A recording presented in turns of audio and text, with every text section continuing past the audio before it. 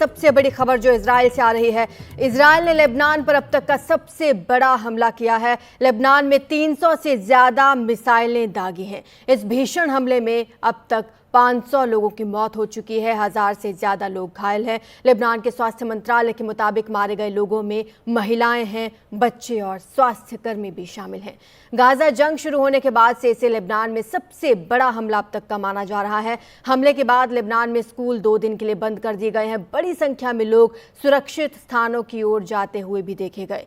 पिछले 4 दिन में लेबनान में इजराइल ने 900 से ज्यादा मिसाइलें दागी हैं। हमले से पहले इजराइल डिफेंस फोर्स ने एक वीडियो जारी कर कहा कि हिजबुल्लाह ने घरों और इमारतों में हथियार और मिसाइल लॉन्चर छुपा रखे हैं, इसलिए लोग ऐसी इमारतों में हैं तो तुरंत वहां से चले जाएं, हम इन्हें नष्ट करने जा रहे हैं।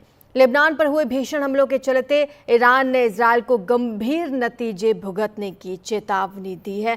तो एक बार फिर से बड़ा हमला इजराइल की तरफ से किया गया है। ज्यादा जानकारी हमारे सहयोगी उमाशंकर सिंह हमें देंगे। उमा, ये अब तक का सबसे बड़ा हमला है इजराइल का, क्यों इतने एग्रेसिवली ये हमले किए जा रहे हैं? पिछले 4 दिन में हमने देखा 900 एयर स्ट्राइक की गई है अब तक। जी देखिए, इजराइल की तरफ से जो हमला किया गया, जो कि सोमवार सुबह से स्थानीय समय के हिसाब से इसकी शुरुआत हुई, वो माना जा रहा है कि 2006 लेबनान जंग के बाद से सबसे बड़ा हमला है। इसमें 1300 से 1600 टारगेट जो है हिजबुल्लाह के, उसको हिट किया गया है।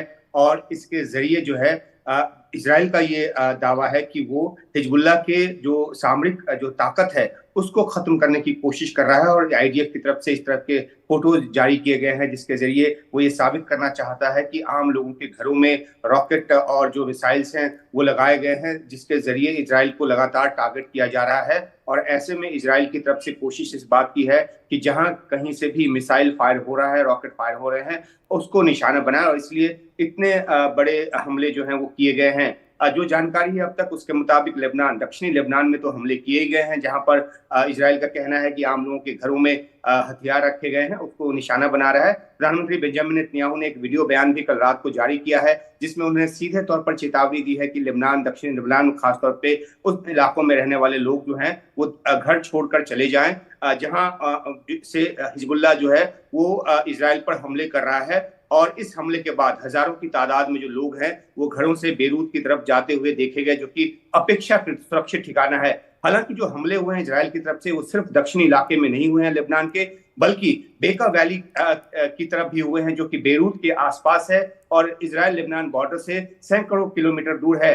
जो बेका वैली में जो हमला किया गया है, 3-4 जिलों को उसमें निशाना बनाया गया है। बाल्टिक, हेरमन जैसे जिले जो हैं वहां पर जो है वो भारी तबाही जो है उसकी खबर है। और इसमें निशाने पर जो है वो अली कराकी, जो कि हिजबुल्लाह का एक टॉप कमांडर है, उसको निशाना बनाने की कोशिश इजराइल की तरफ से की गई और इस मकसद से हमले किए गए। तो जो घरों में हथियार हैं उनको खत्म करना इजराइल अपना मकसद बता रहा है, और दूसरा जो टॉप कमांडर है हिजबुल्लाह का, उसको मारना इजराइल अपना मकसद बता रहा है। और इसी वजह से इतने बड़े हमले को अंजाम दिया है कि जो यूएन सेक्रेटरी जनरल है उनका कहना है कि जो दक्षिणी लेबनान है उसकी हालत गाजा जैसी ना हो जाए, गाजा जैसी तबाही ना हो जाए। और इसलिए जो है जो दुनिया है वो चाहती है कि एस्केलेशन ना हो। खुद अमेरिका की तरफ से बयान आया है कि डीएस्केलेट करने की जो लगातार कोशिश है वो की जा रही है, लेकिन इजराइल ने यह तय कर लिया है कि क्योंकि उसके उत्तरी इलाके से 70,000 से 1 लाख लोगों को बेघर होना पड़ा है और वो अपने घरों में लोगों को सुरक्षित पहुंचाना चाहता है, और वो तभी संभव है